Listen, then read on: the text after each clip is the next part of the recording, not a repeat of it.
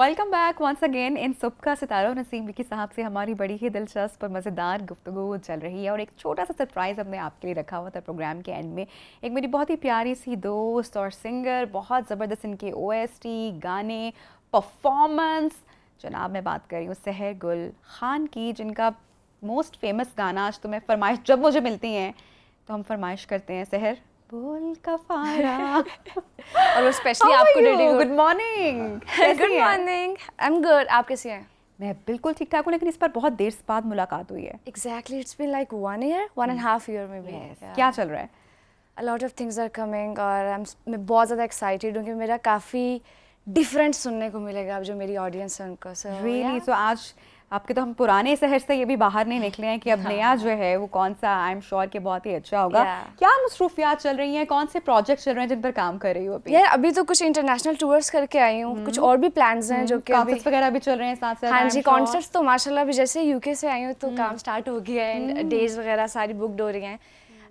इस मामले में अल्हम्दुलिल्लाह आई एम सो ब्लेस्ड कि सब लोग मुझे इतना पसंद करते हैं और मैं यही तो चाहती हूँ लाइक आप सबकी फेवरेट हो जाओ। क्या बात है, ज़बरदस्त। नसीम साहब, सहर गुल खान जनाब, बहुत ही खूबसूरत इनके गाने और क्या ही आवाज़ है, बहुत अच्छी आवाज़ की मालिक, सुपर हिट गाने इनके। बोल का पारा और इसके अलावा अकेला ही काफ़ी है। बिल्कुल ऐसे। अच्छा, ब्रेक से पहले हम बात कर रहे थे मोहब्बत की, तो मोहब्बत हुई या मोहब्बतें हुई?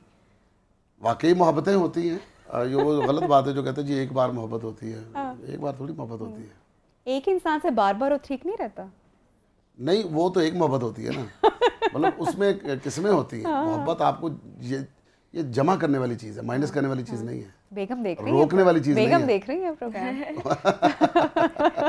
Good one. चेक करती है, पॉजिटिव होती है वैसे कभी? ऑब्वियसली, क्यों नहीं होती? फिर क्या करते हैं? कुछ भी नहीं करते जब कोई ऐसी चीज़ निकलती नहीं है। ओह, लॉक एवरीथिंग इज। नहीं, ये देखिए मेरे फोन को कोई लॉक नहीं है। अच्छा, आदमी की शराफत का अंदाजा लगाना हो ना, उसके मोबाइल से लगा। ये तो कॉन्फिडेंस की बात होगी ना। बस आप देखो, अगर ऐसी कोई बात होती तो मेरे बच्चे, मेरी बीवी, मेरा घर जाऊंगा मोबाइल रख दूंगा। अभी आप 2 दिन रखने अपने पास ये मोबाइल, मुझे कोई फिक्र नहीं। अल्लाह वाह, इसका मतलब दूसरा मोबाइल है घर में? दूसरा भी कोई नहीं नहीं है, एक ही है सिर्फ। अच्छा, तो ये बताए पहली मोहब्बत कब हुई और किससे हुई? बेगम का नाम मत लीजिएगा आप। नहीं, ये जो चीज़ होती है ना, इस तरह बताने से आदमी बड़ा शोधा लगता है। और दूसरा ये देखने वाले कहते हैं इसको शर्म ही आती है। अब उम्र के किस हिस्से में क्या बकवास कर रहे हैं। मोहब्बत तो फिर उम्र के किसी भी हिस्से में हो सकती है ना, मोहब्बत कोई उम्र देख के थोड़ी आती है। फिर उसमें क्या होता है कि दूसरे की बदनामी हो जाती है। वो भी नाम लेंगे तो बदनाम हो जाएगी, वो बदनाम हो जाएगी। तो सिलसिला यानी कि रुका नहीं है, मुझे आपकी बातों से लग रहा है। नहीं, सिलसिला आप देखो ना, बच्चों के साथ हो रही है, शर्मा रहे हैं, बेटियों के साथ हो रही है, बेटे के साथ हो रही है। हाँ, ये तो फिर नेक्स्ट लेवल है। ये वाली, ये तो असल इश्क तो फिर यही है ना। असल इश्क वो शायरों ने तो हासिल गजल है ये। महबूबा के बारे में तो वो शायर ने शेर लिख दिया ना, लेकिन असल इश्क तो वो जो औलाद से आपकी होता है वही है। फिर माँ भी पीछे रह जाती है। औलाद की औलाद से जो होता है, बाबा वो भी एक नेक्स्ट लेवल का है। फैसलाबाद के शायर थे पंजाबी के, वो कहते थे कि औलाद जो होती है बंदे की रास होती है, और जो पोते होते हैं ना वो मुनाफा होता है। वो औलाद पीछे हो जाती है फिर उसके बाद। तो भाई सहर, आप बताएं मुझे, जी जी, आप बहुत सारा आप काम कर रही है माशाल्लाह, सिंगिंग भी चल रही है, परफॉर्मेंसेस भी चल रही हैं, आपको प्यार अभी तक हुआ है या अभी इंतजार ही है? वो मुझे पता है कौन सा वाला प्यार, शहजादे का नहीं। मुझे आपका एक तो प्यार मुझे पता है ना, वो तो एक म्यूजिक से है आपका, ठीक है, वो तो मैं बता, हाँ बिल्कुल, लेकिन मैं उसके बारे में नहीं पूछ रही। I know. तो वो सपनों का राजा, वो राजकुमार, वो अभी तक वो मिला है या अभी उसकी तलाश जारी है? नहीं, अभी तलाश भी नहीं है। तलाश भी नहीं है? हाँ, जिसने ढूंढना होगा मुझे खुद ढूंढ लेगा। Oh my God. नहीं, वो होते हैं ना एक सपनों का राजकुमार, तो होता है ना जो खवातीन सोचती हैं। कभी इस बारे में इतना डीप सोचा काम पे फोकस है, बस काम करना है और काम दिन रात करेंगे हम काम। जबरदस्त। तो मुझे बताओ कि अभी जो आपका अपकमिंग प्रोजेक्ट है वो किसके साथ काम कर रही है और वो कब आ रहा है? कुछ चैनल्स हैं, कैन आई रिवील? हाँ, ARY, GO एंड OSTs बहुत सारे आ रहे हैं क्योंकि ऑडियंस लाइक मेरा जो वोकल टोन रजिस्टर हुआ है बेसिकली वो OSTs की वजह से हुआ है।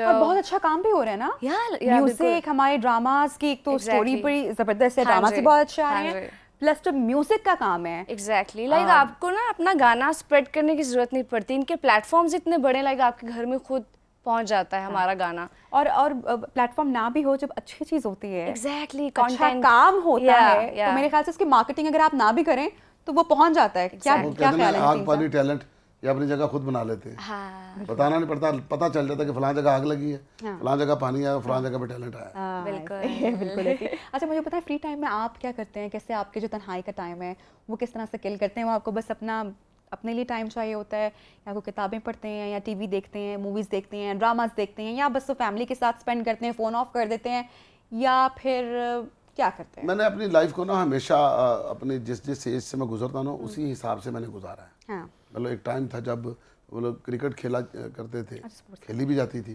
फिर एक वक्त आया कि मतलब वो मतलब नहीं खेली गई, फिर उसके बाद शादी हुई है, शादी के बाद फिर मतलब दोस्तों के साथ बैठना, उनके साथ सारी सारी रात गुजारना, तो उनके साथ आना जाना, सुबह के 7 बज रहे हैं, 8 बज रहे हैं, 10 बज रहे हैं, नहीं सो रहे। फिर उसके बाद जब औलाद हो गई है फिर उनके साथ उनको टाइम देना शुरू कर दिया। अब बच्चे मतलब इस काबिल हो गए हैं कि उनके साथ बैठना पड़ता है, टाइम दिल देना करता पड़ता है ना। मतलब मैं अगर काम से वापस आता हूँ तो मुझे लगता है कि मेरी दोस्ती जो है वो मेरे बच्चों के साथ है, वो मेरा वेट कर रहे हैं, मैंने उनका वेट करना है। अभी क्या चल रहा है कि मैं उनसे इजाज़त लेता हूँ कहीं आने जाने की, वो मुझसे लेते हैं। अभी कल की बात है तो मेरी बेटी अपना वो चली गई छोटी बेटी को लेकर खाना खाने के लिए नासर चिनोटी के घर। तो मैं जब घर आया मैंने कहा कि जो वो नासर मामू के घर गई है, तो मैंने उसको कहा मैं जब घर आया हूँ तो वो घर पे क्यों नहीं है। अब जब वो वापस आई ना तो मेरी भांजी ने उसको बता दिया कि पापा ये कह रहे थे। अब उसने रोना शुरू कर दिया, मेरे साथ नाराज है। मैं कहा नाराज नहीं बेटा, मैं आपको बता के जाता हूँ मैं कहाँ जा रहा हूँ, आप भी मुझे बता कर जाओ, मुझे पहले बता दो कि आप घर पे नहीं हो, आप उधर खाना खाने जा रहे हो, सारे उधर हो। मैं घर आया तो घर पे कोई भी नहीं था, सारे उधर गए हुए थे। तो फिर वो इस तरह की एसोसिएशन जो है ना बड़ा मजा देती है। सबसे प्रेशियस टाइम भी वही होता है जो आपकी फैमिली के साथ वो गुजरा होता है। अच्छा सहर, मैं जानना चाहूँगी कि सिंगिंग, अभी नसीम विकी साहब की जर्नी की हम बात कर रहे थे, कैसे आना हुआ, क्या स्ट्रगल रही, क्या चैलेंजेस रहे, और आपने भी जब अभी ज्वाइन किया इंडस्ट्री, माशाल्लाह यू आर सो यंग, और इतना सारा टैलेंट है, इतने सारे प्लेटफॉर्म्स हैं, बहुत सारा टैलेंट सामने भी आता है। आई एम श्योर स्ट्रगल हर एक की अपनी डिफरेंट रही होती है, लेकिन कितना मुश्किल था इस टाइम पे, इस एरा में अपना नाम बनाना, अपने काम को मनवाना, जबकि इतनी सारे लोगों के पास अब तो अपॉर्चुनिटीज भी है, टैलेंट भी है, कंपटीशन भी है। सो आपके लिए जर्नी कितनी चैलेंजिंग और मुश्किल रही? अच्छा, चैलेंजिंग बिल्कुल भी नहीं रही। ऑनेस्टली स्पीकिंग मैं बहुत ज़्यादा ब्लेस्ड हूँ। लाइक मैंने जिनको ऑडिशन दिया ना, लाइक आसिम सर, आपको भी पता है मेरे मेंटोर हैं, मैं वहाँ मुझे जो सारा क्रेडिट है ना मेरे करियर को, सारा उनको जाता है। लाइक बोल कफारा एंड सारे मेरे OSTs हैं, तो पापा के बहुत अच्छे फ्रेंड भी हैं। मेरे पापा ने बोला कि आसिम सर से बात की कि प्रोफेशनली ना अगर सहर को बहुत ज़्यादा शौक है, उससे पहले अच्छा मैंने voice of Pakistan and Pakistan idol में ऑडिशन दिया था। अच्छा। और मैं रिजेक्ट हो गई थी प्रॉपरली। लेकिन मेरा मोरल डाउन नहीं हुआ। लाइक पापा ने कहा मैं आपके साथ हूँ। वो लर्निंग और वो जो ग्रो करना है वो आपको चलता रहता है, वो सीखने का अमल चलता है। तो every single day you learn something, आप मजीद फाइन होते हो, आप मजीद सीखते हो, ग्रूम करते हो। सो अब तो हम आपको देख ही रहे हैं। या अल्हम्दुलिल्लाह। और मेरा अभी फिर कोक स्टूडियो हुआ, और वो स्लोली स्टेप बढ़ता गया। और लाइफ चेंजिंग मोमेंट कौन सा था? लाइफ चेंजिंग आई थिंक वो कोक स्टूडियो ही था। हाँ, क्योंकि वो एक स्टैंप लग जाता है ना एक बड़े आर्टिस्ट वाला। Coke Studio singer. So internationally बहुत ज़्यादा सपोर्ट मिला मुझे। नसीम साहब, आपका फेवरेट गुलकार कौन है, किसको सुनते हैं, आज के गुलकार और उससे पहले के? मेरा फेवरेट सुर होता है जो अच्छा लगा नहीं, गुलकार हमारे जिसके इसमें दो चीजें होती हैं, या आपको उसकी शायरी समझ आए या उसका सुर समझ आए। दोनों में से एक चीज भी आपको फिर सुर सुना दें आपको, फिर मजा आता है। सुर सुना देते हैं। क्या बात है सहर, गुजारिश है आपसे। अच्छा, सुर से ज़्यादा मुझे लगता है फील होनी चाहिए। या तो सुनाते हैं। बिल्कुल जी।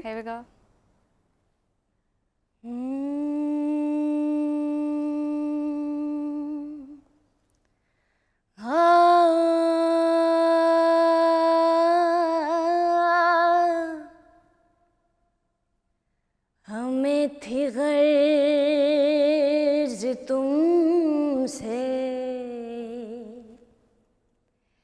और तुम्हें बेगर्ज होना था। क्या बात है। तुम्हें हिला दमा होकर हमारा मर्ज होना था। चलो हम फर्ज करते हैं कि तुमसे प्यार करते हैं, मगर इस प्यार को भी क्या हमीं पे फर्ज होना था।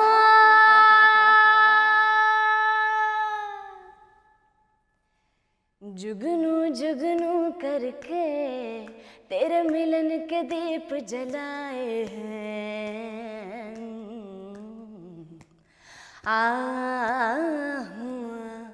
हमने जुगनू जुगनू करके तेरे मिलन के दीप जलाए हैं, अखियों में मोती भर भर के तेरे हिजर में हाथ उठाए हैं, तेरे नाम के हर्फ की तस्वीर को सांसों के गले का हार किया, दुनिया भूली और सिर्फ तुझे, हाँ सिर्फ तुझे ही प्यार किया। तुम जीत गए हम हारे और तुम जीते।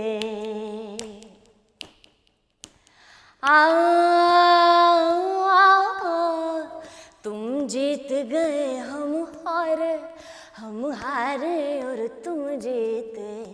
तुम जीते हो लेकिन हम सा कोई हारा ना होगा, तू बोल कफारा कफारा बोल कफारा कफारा बोलो यारा ओ यारा बोल कफारा क्या होगा। बात है जनाब, क्या बात, नसीम साहब जबरदस्त, कैसा लगा? क्या बात, बहुत खूबसूरत। और ये जब भी ये वाला गाना सहर से मैं अक्सर लाइव भी फरमाइश करती हूँ कि मुझे सुनाएं, और कभी ट्रैक पर भी और कभी भी सुने। वैसे भी ये वैसा गाना है, ऐसी आवाज़ है, और आप इतना इन्वॉल्व होकर जो एक्सप्रेशन अगर आपने आई एम श्योर नसीम साहब फील किया होगा कि जो दिल से ये जो गाया है ना, इसको सुनना बहुत मुश्किल है। मुश्किल गाना कितना मुश्किल होगा। हाँ, कहीं और ले जाता है ना ये। नहीं आदमी की मतलब वो तो एक वो लर्ज़त आ रही थोड़ी सी, वो कप सी गूज़बम्प्स आ जाते हैं थोड़े। सही कह रहे हैं। मेरे जितने भी सॉन्ग्स हैं ना, उसमें से ये मुझे गाने में सबसे डिफिकल्ट लगता है, क्योंकि जिस तरह कंपोज मर्ज हुआ है ना, एग्जैक्टली वेरिएशंस बहुत है, उतराव चढ़ाव बहुत ज्यादा है, और फिर उसके बाद अपना एकदम आपने सुर से निकल के वापस आना है। बहुत खूबसूरत, उसके बोल भी बहुत प्यारे हैं और आपकी एनर्जी भी बड़ी अच्छी रहती है। अच्छा सहर, आपका फेवरेट सिंगर कौन है, गुलकार कौन है, आप किसको फॉलो करती हो? अच्छा ओवरऑल बताऊं, फॉलो करती, इंस्पिरेशन बताते हैं आपको। इंस्पिरेशन या मतलब यू नो प्यार भी होता है और अच्छा भी को लगता है, शुरू से भी किसी को सुनते हो, वो कौन है इन पाकिस्तान और उसके अलावा भी? ठीक है, पाकिस्तान में तो like the one and only Nusrat फ़तेह अली खान साहब, मतलब उन जैसा कोई नहीं है। लाइक वो सोच भी नहीं सकता कि उन जैसा कोई बन जाए, ऑनेस्टली स्पीकिंग। तो बाकी ये राहत फ़तेह अली खान है ना। हाँ, Rahat Fateh Ali Khan, no doubt about it. Like वो तो हमारे लेजेंड नंबर 1 सिंगर है। बहुत मतलब उस्ताद राहत फ़तेह अली खान, मतलब कोई शक नहीं, बिल्कुल, और हमारा प्राउड है। एग्जैक्टली, और बाकी सब सिंगर्स हैं, उस्ताद राहत फ़तेह अली खान, उस्ताद सिर्फ उन्हीं के साथ लग सकता है। उस्ताद अगर लग सकता है तो उनके साथ। हाँ जी, और मैंने उनके साथ कुछ ड्रामा ओएसटीज डुएट किया ना, तो मुझे उनसे इतना कुछ सीखने को मिला। लाइक मैं बहुत ज़्यादा ऑनर फील कर रही थी कि मैं लाइव उनकी वोकल रिकॉर्ड हो रही है, और मुझे लाइक ट्रैक मिल गया कि मैंने अच्छा ये करना है। अच्छा, जैसे कि नसीम साहब, आप शफी साहब का जिक्र कर रहे थे कि जब उनके साथ आपका वो जो सीन था, और जब आप थोड़ा सा घबरा गए, आपको मालूम नहीं था कि सीन है, और तो सहर आपके साथ कभी ऐसा हुआ? नसीम साहब ने किस्सा शेयर किया कि जब अपने सीनियर के साथ उनको पता चला, तो यू नो आप जब यंग होते हो तो आप थोड़ा सा बहुत सीनियर के साथ काम करते हो, समटाइम आपको होता है कि अच्छा मैं आप जैसे कि राहत फ़तेह अली खान की बात कर रही हैं, तो आपके साथ वो मोमेंट हुआ कि नहीं सीनियर हैं और अब मुझे और 100% देना है, या थोड़ी देर के लिए यू नो आप थोड़ा सा होते हैं, वो चीज़ को कैसे फिर करते हो? अच्छा, सिंगिंग में लाइक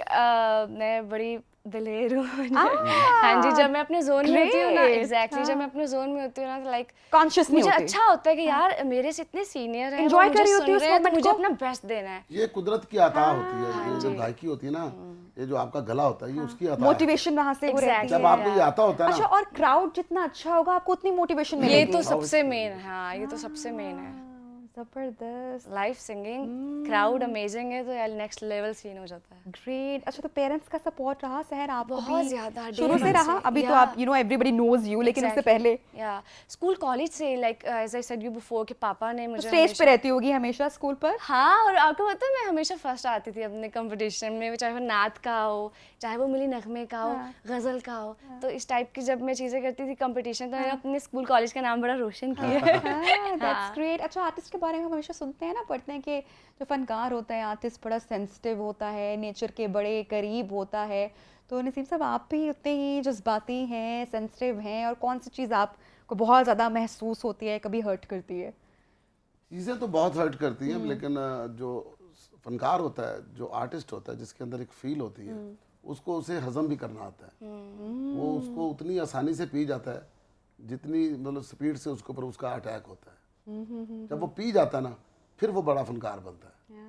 उसका रिएक्ट करने वाला और उसको बोल देने वाला, जुबान से कह देने वाला, फिर वो फनकार नहीं रहता। हाँ, लेकिन कभी ऐसा होता है ना कि कभी गुस्सा आ जाता हो, तो वो चीज़ हैंडल करना आपको, नहीं, वो आर्टिस्ट वो का वाला रवैया ही नहीं कभी भी नहीं ऐसा हुआ, लेकिन अब तो रिएक्शन निकले, उसके नहीं अंदर से वो हुआ। बात निकला, वो बर्दाश्त ही करता है। नहीं करता। ज़बरदस्त।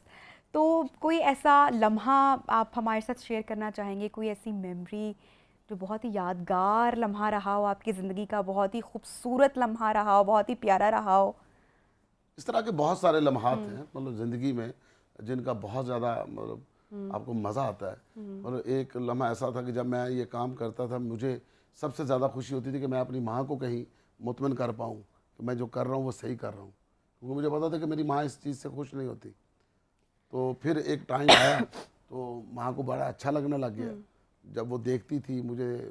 फिर वो जब किसी को बताती थी कि नसीम विक्की मेरा बेटा है, मुझे जब ये बात पता चलती थी कि मेरी माँ मेरे ऊपर फख्र कर रही है। उन्होंने वो मेरे लिए आपका बड़ा- पीक टाइम हाँ, देखा हुआ है। वो जहाँ पे वो हाँ, जो बट आप मैं चाहते नहीं थे। समझता कि उन्होंने कुछ मेरा अब जो कमी है ना, हाँ। तो यही है कि उन्होंने मतलब जल्दी की है। हाँ, वो कमी, वो तो सारी जिंदगी वो आई एम श्योर वो तो वो खला जो है वो कभी वो पूर्ण नहीं हो सकता, वो कोई कर भी नहीं हो सकता। जाए, हाँ। मतलब माँ बाप चाहे जिस मर्जी एज में जाएं, मतलब किसी भी बंदे के लिए उसके माँ बाप का जाना जो होता है ना, वो बर्दाश्त नहीं होता। हाँ, तो नसीम साहब, आपने जब सोचा था, जब आप वो स्ट्रगलिंग पीरियड था या वो जो चैलेंजिंग पीरियड था, लेकिन आपकी मैं एक दिन पाकिस्तान में, पाकिस्तान से बाहर मेरा इतना नाम होगा, मैं ये बनूंगा, ये आपको लगा था कि काम मिल रहा है, बस अच्छी बात है, पैसे कमाएंगे और बस सही होगा? कभी भी ऐसा नहीं लगा कि इस तरह से कभी भी ऐसा नहीं लगा और अभी भी नहीं लग रहा। मतलब काम करने के बाद भूल जाते हैं कि मतलब हमें कोई पहचानता भी होगा। तो मतलब ऐसा कुछ है नहीं, ये ज़िंदगी की एक बारी है जो आपके ऊपर, वो अल्लाह ताला का एक फरमान है कि जब चाहूँ लोगों की गर्दनें तुम्हारी तरफ फेर दूँ और जब चाहूँ लोगों की गर्दनें तुम्हारी तरफ से फेर दूँ। Very true. ये एक लाइट फोकस है जो हर किसी के ऊपर, अल्लाह कभी किसी के ऊपर कभी किसी के ऊपर, अपनी अपनी बारी है, उसको हम्बल तरीके से कौन गुजारता है, उसमें अच्छा कौन रह के जाता है, उसमें शुक्र अदा कौन करता है, ये देखा जाता है। अगर वो आपने सारा पीरियड अच्छा कर लिया ना, फिर आप मशहूर है, ट्रू, फिर आप हिट है। क्या बात है, बहुत जबरदस्त। अच्छा, फिल्म नहीं की आपने? फिल्में मैंने की हैं। फिल्में की हाँ, हैं अभी एक मादा लाडला मैंने की थी, पंजाबी फिल्म। तो फिल्म मेरा असल में पैशन नहीं रहा, पैशन नहीं रहा, शुरू से नहीं था। पैशन जो था वो थिएटर ही रहा, वो थिएटर था, थिएटर ही रहा। मुझे थिएटर से बहुत इश्क, अपने थिएटर से। मतलब आप यकीन करें कि मैं ये कॉमेडी में बात करता होता हूँ कि एक रात मैंने कॉमेडी नाइट कपिल में जिनके साथ काम किया, मथन चक्रवर्ती थे, अच्छा, अक्षय कुमार थे, तमन्ना भाटिया थी, और उस फिल्म के दोनों प्रोड्यूसर थे, कपिल शर्मा था और अपना सिद्धू जी, मतलब और भी बहुत सारे लोग, इनके साथ काम किया। और अगले दिन आते ही थिएटर के ऊपर ऐसे एक्टरों के साथ काम कर रहा था जो मुझे कहते हैं पाजी तो नहीं पता।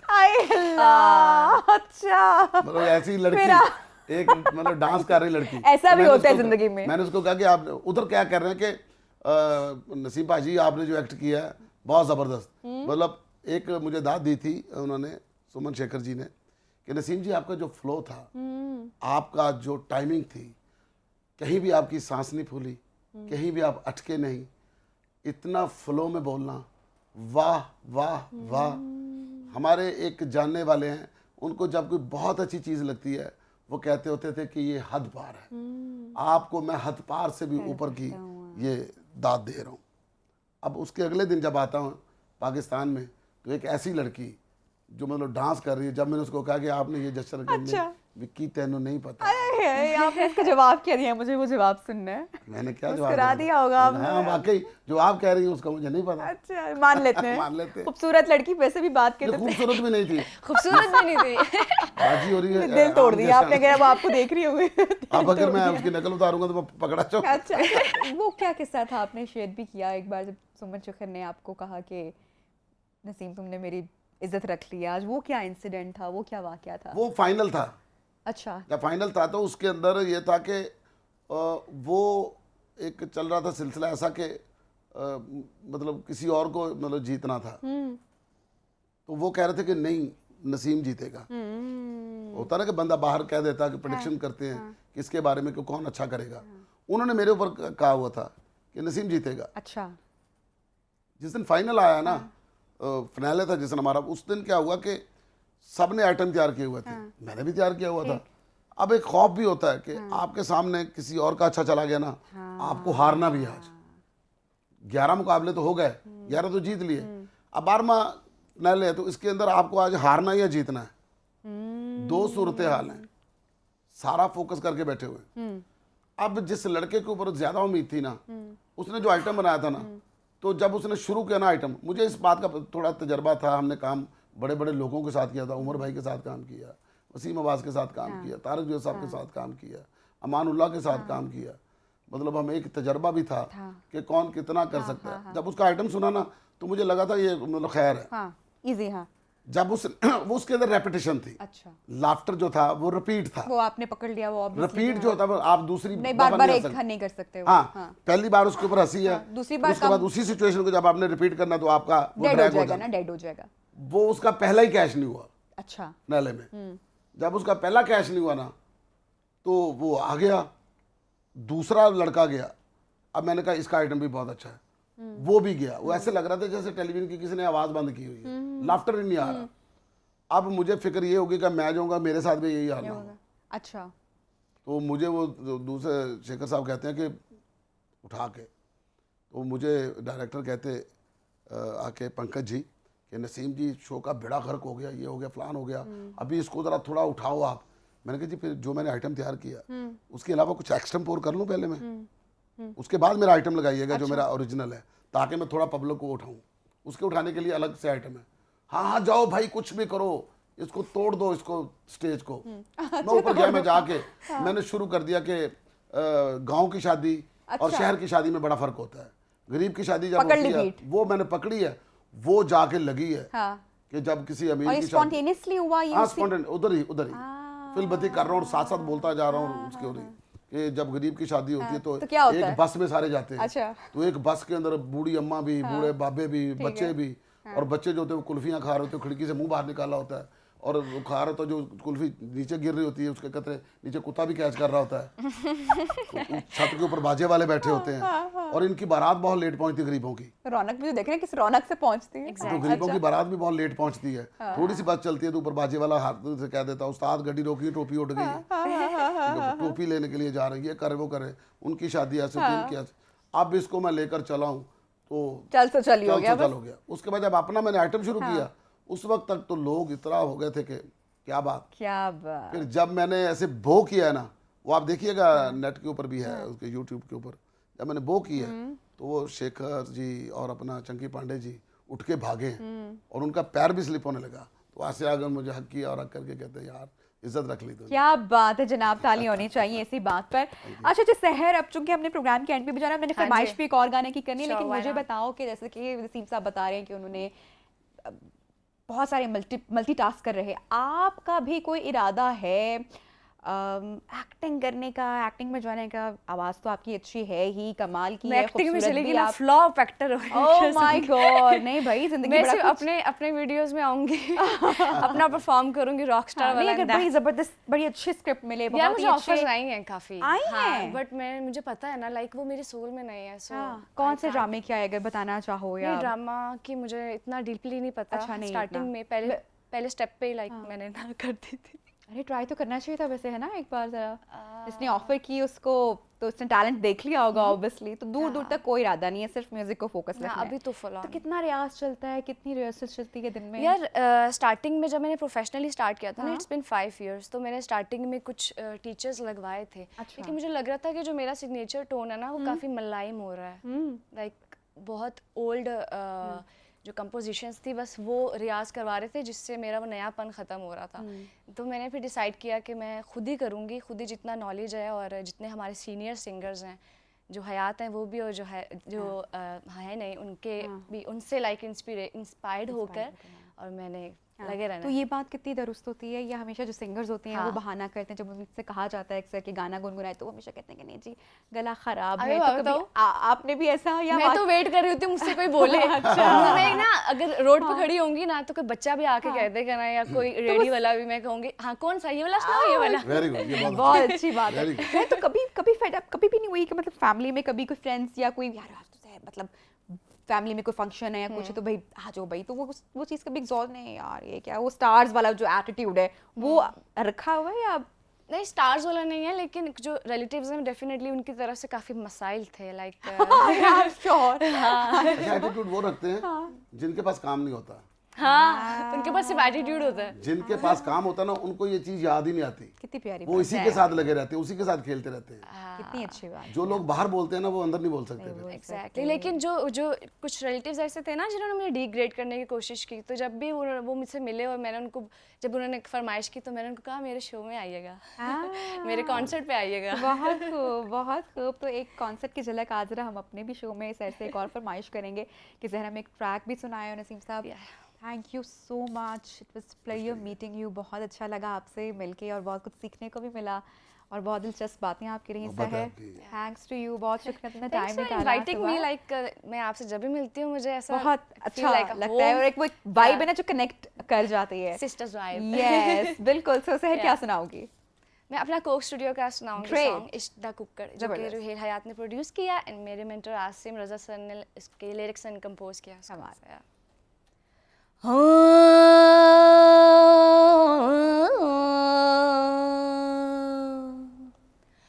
हो इश्क दे सच्चे ना निकलन कच्चे, ओ ना दे अगे जमाना सारा हारदा, ओ सुन ले जानी चढ़ के आसमानी, इश्क दा कुक्कड़ पिया वाजा मारदा,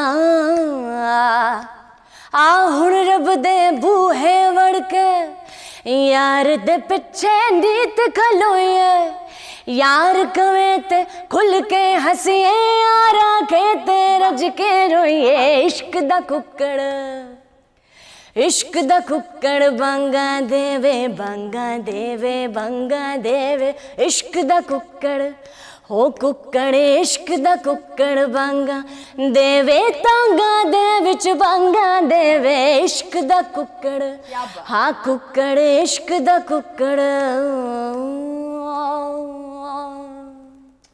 बहुत खूब, जबरदस्त जनाब। थैंक यू सो मच सहर। नसीम साहब थैंक यू सो मच। और इसके साथ ही नाज़रीन आपसे लेंगे इजाजत। अपना बहुत सारा ख्याल रखिएगा। आप सबकी मुलाकात, अल्लाह हाफिज।